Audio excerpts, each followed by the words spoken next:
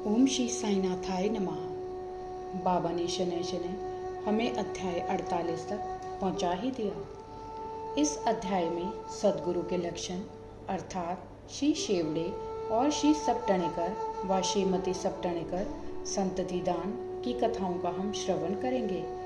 अध्याय प्रारंभ करने से पूर्व किसी ने हेमाडपंत से प्रश्न किया कि साईं बाबा गुरु थे या सदगुरु।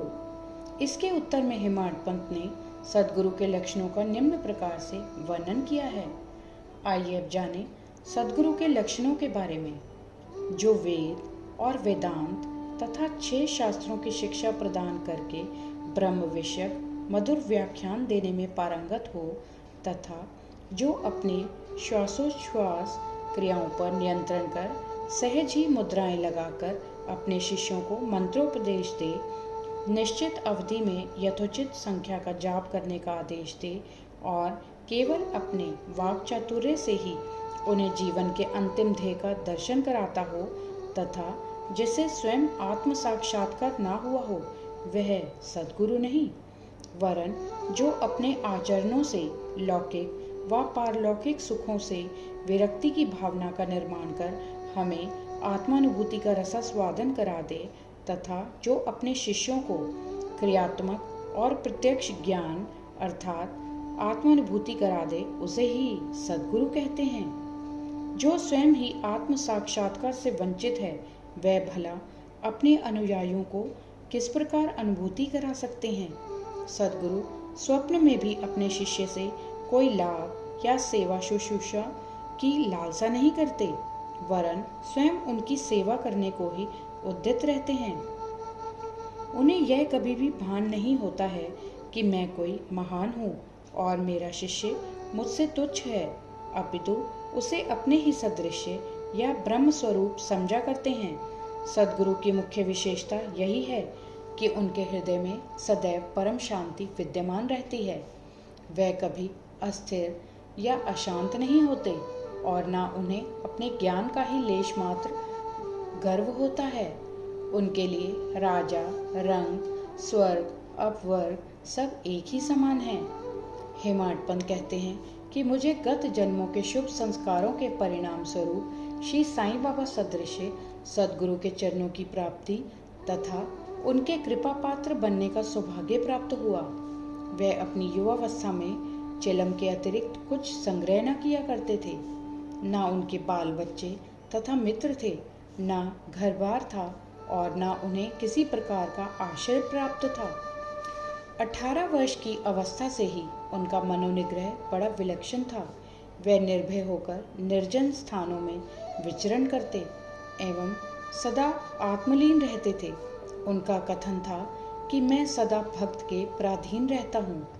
जब वह शरीर में थे, उस समय भक्तों ने जो अनुभव किए, उनके समाधिस्थ होने के पश्चात आज भी जो उनके शरणागत हो चुके हैं, उन्हें उसी प्रकार अनुभव होते हैं।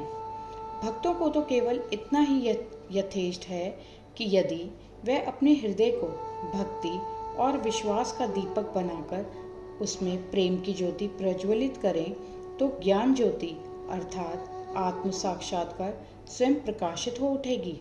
प्रेम के अभाव में शुष्क ज्ञान व्यर्थ है। ऐसा ज्ञान किसी को भी लाभप्रद नहीं हो सकता। प्रेम के अभाव में संतोष नहीं होता। इसलिए हमारा प्रेम असीम और अटूट होना चाहिए। प्रेम की कीर्ति का गुणगान कौन कर सकता है, जिसकी तुलना में समस्त वस्तुएं तुच्छ जान पड़ती हैं। प्रेम रहित पठन पाठन सब निष्फल है। प्रेमांकुर के उदय होते ही भक्ति, वैराग्य, शांति और कल्याण रूपी संपत्ति सहज ही प्राप्त हो जाती है। जब तक किसी वस्तु के लिए प्रेम उत्पन्न नहीं होता, तब तक उसे प्राप्त करने की भावना ही उत्पन्न नहीं होती। इसलिए जहाँ व्याकुलता और प्रेम है, वहाँ भगवान स्वयं प्रकट हो जाते हैं। भाव में ही प्रेम अंतर्निहित है और वही मोक्ष का कारणीभूत है। यदि कोई व्यक्ति कलुषित भाव से भी किसी सच्चे संत के चरण पकड़ ले, तो यह निश्चित है कि वह अवश्य तर जाएगा। ऐसी ही एक कथा नीचे दर्शाई गई है। आइए सबसे पहली कथा श्री शेवड़े की सुने। अक्कलकोट सोलापुर जिला के श्री सप्तनेकर वकालत का अध्ययन कर रहे थे। एक दिन उनकी अपने सहपाठी श्री शेवड़े से भेंट हुई। अन्य और भी विद्यार्थी वहां एकत्रित हुए और सबने अपनी अपनी अध्ययन संबंधी योग्यता का परस्पर परीक्षण किया। प्रश्नोत्तरों से विदित हो गया कि सबसे कम अध्ययन श्री शेवड़े का है और वे परीक्षा में बैठने के अयोग्य हैं। जब सब मित्रों ने मिलकर उनका उपहास किया, तब शेवड़े ने कहा कि यद्यपि मेरा अध्ययन अपूर्ण है तो भी मैं परीक्षा में अवश्य उत्तीर्ण हो जाऊंगा। मेरे साईं बाबा ही सबको सफलता देने वाले हैं। श्री सप्तनेकर को यह सुनकर आश्चर्य हुआ और उन्होंने श्री शेवड़े से पूछा कि ये साईं बाबा कौन हैं जिनका तुम इतना गुणगान कर रहे हो। उन्होंने उत्तर दिया कि वह एक फकीर हैं जो शिरडी अहमदनगर की एक मस्जिद में निवास करते हैं। वह महान सत्पुरुष हैं। ऐसे अन्य संत भी हो सकते हैं, परंतु वह उनसे अद्वितीय हैं। जब तक पूर्व जन्म के शुभ संस्कार संचित न हो, तब तक उनसे भेंट होना दुर्लभ है। मेरी तो उन पर पूर्ण श्रद्धा है। उनके श्रीमुख से निकले वचन कभी असत्य नहीं होते। उन्होंने ही मुझे विश्वास दिलाया है कि मैं अगले वर्ष परीक्षा में अवश्य उत्तीर्ण हो जाऊंगा। मेरा भी अटल विश्वास है कि मैं उनकी कृपा से परीक्षा में अवश्य ही सफलता पाऊंगा। श्री सप्तनेकर को अपने मित्र के ऐसे विश्वास पर हंसी आ गई और साथ ही श्री साईं बाबा का भी उन्होंने उपहास किया। भविष्य में जब शेवड़े दोनों परीक्षाओं में उत्तीर्ण हो गए, तब सप्तनेकर को यह जानकर बड़ा आश्चर्य हुआ। आइए अब दूसरी कथा श्री सप्तनेकर की सुने। श्री सप्तनेकर परीक्षा में उत्तीर्ण होने के पश्चात अक्कलकोट में रहने लगे और वहीं उन्होंने अपनी वकालत प्रारंभ कर दी। 10 वर्षों के पश्चात सन 1913 में उनके इकलौते पुत्र की गले की बीमारी से मृत्यु हो गई, जिससे उनका हृदय विचलित हो उठा। मानसिक शांति प्राप्त करने हेतु उन्होंने पंढरपुर, गाणगापुर और अन्य तीर्थ स्थानों की यात्रा की, परंतु उनकी अशांति पूर्ववत ही बनी रही। उन्होंने वेदांत का भी श्रवण किया, परंतु वह भी व्यर्थ ही सिद्ध हुआ। अचानक उन्हें शेवड़े के वचनों तथा श्री साईं बाबा के प्रति उनके विश्वास की स्मृति हो आई और उन्होंने विचार किया कि मुझे भी शिरडी जाकर बाबा के दर्शन करना चाहिए। वे अपने छोटे भाई पंडित राव के साथ शिरडी आए। बाबा के दर्शन कर उन्हें बड़ी प्रसन्नता हुई। जब उन्होंने समीप जाकर नमस्कार करके शुद्ध भावना से श्रीफल भेंट किया, तो बाबा तुरंत क्रोधित हो उठे और बोले कि यहाँ से निकल जाओ। सप्तनेकर का सिर झुक गया और वे कुछ हटकर पीछे बैठ गए। वे जानना चाहते थे कि किस प्रकार उनके समक्ष उपस्थित होना चाहिए। किसी ने उन्हें बालाशिंपी का नाम सुझा दिया। सप्तनेकर उनके पास गए और उनसे सहायता करने की प्रार्थना करने लगे। तब वे दोनों बाबा का एक चित्र मोड़ लेकर मस्जिद में आए। बालाशिंपी ने अपने हाथ में चित्र लेकर बाबा के हाथ में दे दिया और पूछा कि यह किसका चित्र है। बाबा ने सप्तनेकर की ओर संकेत कर कहा कि यह तो मेरे यार का है। यह कहकर वह हंसने लगे और साथ ही सब भक्त मंडली भी हंसने लगी। बालाशिंपी के संकेत पर जब सप्तनेकर उन्हें प्रणाम करने लगे, तो वे पुनः चिल्ला पड़े, चल हट। सप्तनेकर की समझ में नहीं आता था कि वे क्या करें। तब वे दोनों हाथ जोड़कर प्रार्थना करते हुए बाबा के सामने बैठ गए, परंतु बाबा ने उन्हें तुरंत ही बाहर निकलने की आज्ञा दी। वे दोनों बहुत ही निराश हुए। उनकी आज्ञा कौन टाल सकता था। आखिर सप्तनेकर खिन्न हृदय शिरडी से वापस चले आए। उन्होंने मन ही मन प्रार्थना की कि हे साईं, मैं आपसे दया की भिक्षा मांगता हूँ।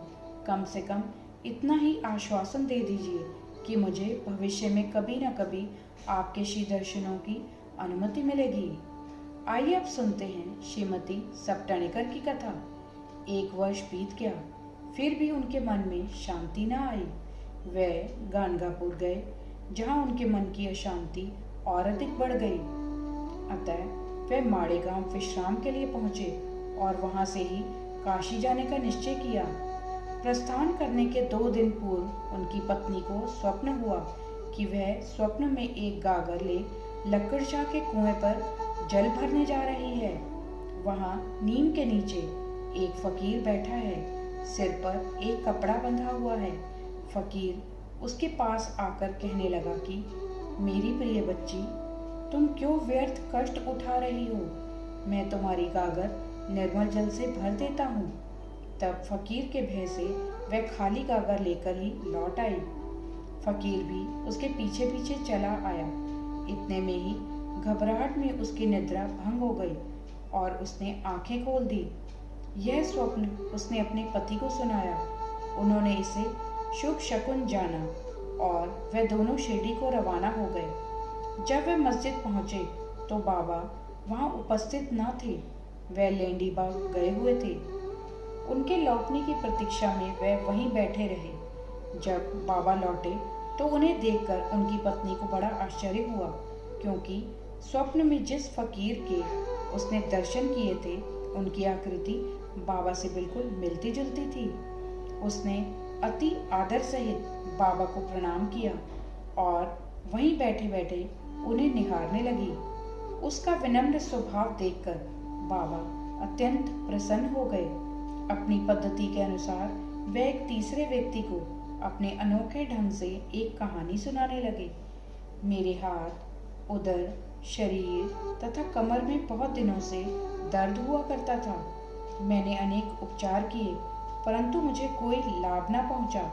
मैं औषधियों से ऊब उठा, क्योंकि मुझे उनसे कोई लाभ न हो रहा था। परंतु अब मुझे बड़ा अचंभा हो रहा है कि मेरी समस्त पीड़ाएं एकदम ही जाती रही। यद्यपि किसी का नाम नहीं लिया गया था, परंतु यह चर्चा स्वयं श्रीमती सपटणकर की थी। उनकी पीड़ा, जैसा बाबा ने अभी कहा, सर्वथा मिट गई और वह अत्यंत प्रसन्न हो गई। आइए अब सुनते हैं संतति दान की कथा। तब श्री सपटणकर दर्शन के लिए आगे बढ़े, परंतु उनका पूर्वोक्त वचनों से ही स्वागत हुआ कि चल हट। इस बार वे बहुत धैर्य और नम्रता धारण करके आए थे। उन्होंने कहा कि पिछले कर्मों के कारण ही बाबा मुझसे अप्रसन्न हैं और उन्होंने अपना चरित्र सुधारने का और बाबा से एकांत में भेंट करके अपने पिछले कर्मों की क्षमा मांगने का निश्चय किया। उन्होंने वैसा ही किया भी, और अब जब उन्होंने अपना मस्तक उनके श्री चरणों पर रखा तो बाबा ने उन्हें आशीर्वाद दिया। अभी सपटणकर उनके चरण दबाते हुए बैठे ही थे कि इतने में एक गडेरिन आई और बाबा की कमर दबाने लगी। तब वह सदैव की भांति एक पनिये की कहानी सुनाने लगे। जब उन्होंने उसके जीवन के अनेक परिवर्तन तथा उसके इकलौते पुत्र की मृत्यु का हाल सुनाया तो सपटणकर को अत्यंत आश्चर्य हुआ कि जो कथा वह सुना रहे हैं वह तो मेरी ही है। उन्हें बड़ा अचंभा हुआ कि उनको मेरे जीवन की प्रत्येक बात का पता कैसे चल गया। अब उन्हें विदित हो गया कि बाबा अंतर्यामी हैं और सबके हृदय का पूरा पूरा रहस्य जानते हैं। यह विचार उनके मन में आया ही था कि गडेरिन से वार्तालाप चालू रखते हुए बाबा सपटणकर की ओर संकेत कर कहने लगे कि यह भला आदमी मुझ पर दोषारोपण करता है कि मैंने ही इसके पुत्र को मार डाला है। क्या मैं लोगों के बच्चों के प्राण हरण करता हूँ? फिर ये महाशय मस्जिद में आकर अब क्यों चीख पुकार मचाते हैं? अब मैं एक काम करूँगा, अब मैं उसी बालक को फिर से इनकी पत्नी के गर्भ में ला दूंगा। ऐसा कहकर बाबा ने अपना वरद हस्त सपटणकर के सिर पर रखा और उसे सांत्वना देते हुए कहा, यह चरण अधिक पुरातन तथा पवित्र हैं। जब तुम चिंता से मुक्त होकर मुझ पर पूरा विश्वास करोगे तभी तुम्हें अपने ध्येय की प्राप्ति हो जाएगी। सपटणकर का हृदय गदगद हो उठा। तब अश्रुधारा से उनके चरण धोकर वे अपने निवास स्थान पर लौट आए और फिर पूजन की तैयारी कर नैवेद्य आदि लेकर वह सब पत्नी मस्जिद में आए। वह इसी प्रकार नित्य नैवेद्य चढ़ाते और बाबा से प्रसाद ग्रहण करते रहे। मस्जिद में अपार भीड़ होते हुए भी वह वहां जाकर उन्हें बार बार नमस्कार करते थे। एक दूसरे से सिर टकराते देखकर बाबा ने उनसे कहा कि प्रेम तथा श्रद्धा द्वारा किया हुआ एक नमस्कार ही मुझे पर्याप्त है। उसी रात्रि को उन्हें चावड़ी का उत्सव देखने का भी सौभाग्य प्राप्त हुआ और उन्हें बाबा ने पांडुरंग के रूप में दर्शन दिए। जब वे दूसरे दिन वहां से प्रस्थान करने लगे तो उन्होंने विचार किया कि पहले दक्षिणा में बाबा को 1 रुपया दूंगा। यदि उन्होंने और मांगे तो अस्वीकार करने के बजाय 1 रुपया और भेंट में चढ़ा दूंगा। फिर भी यात्रा के लिए शेष द्रव्य राशि पर्याप्त होगी। जब उन्होंने मस्जिद जाकर बाबा को 1 रुपया दक्षिणा दी तो बाबा ने भी उनकी इच्छा जानकर 1 रुपया उनसे और मांगा। जब सप्तनिकर ने उसे सहर्ष दे दिया तो बाबा ने भी उन्हें आशीर्वाद देकर कहा कि यह श्रीफल ले जाओ और इसे अपनी पत्नी की गोद में रखकर निश्चिंत होकर घर जाओ। उन्होंने वैसा ही किया और 1 वर्ष के पश्चात ही उन्हें एक पुत्र प्राप्त हुआ। 8 मास का शिशु लेकर वह दंपति फिर शिरडी को आए और बाबा के चरणों पर बालक को रखकर फिर इस प्रकार प्रार्थना करने लगे कि हे श्री साईनाथ, आपका ऋण हम किस प्रकार चुका सकेंगे। आपके श्री चरणों में हमारा बार बार प्रणाम है। हम दीनों पर आप सदैव कृपा करते रहिएगा, क्योंकि हमारे मन में सोते जागते हर समय न जाने क्या क्या संकल्प विकल्प उठा करते हैं। आपके भजन में ही हमारा मन लीन हो जाए, ऐसा आशीर्वाद दीजिए। उस पुत्र का नाम मुरलीधर रखा गया। बाद में उनके 2 पुत्र भास्कर और दिनकर और उत्पन्न हुए। इस प्रकार सप्तनिकर दंपति को अनुभव हो गया कि बाबा के वचन कभी असत्य और अपूर्ण नहीं होते। श्री सद्गुरु साईनाथार्पणमस्तु। शुभम भवतु। अध्याय 48 संपूर्ण। ओम साई राम।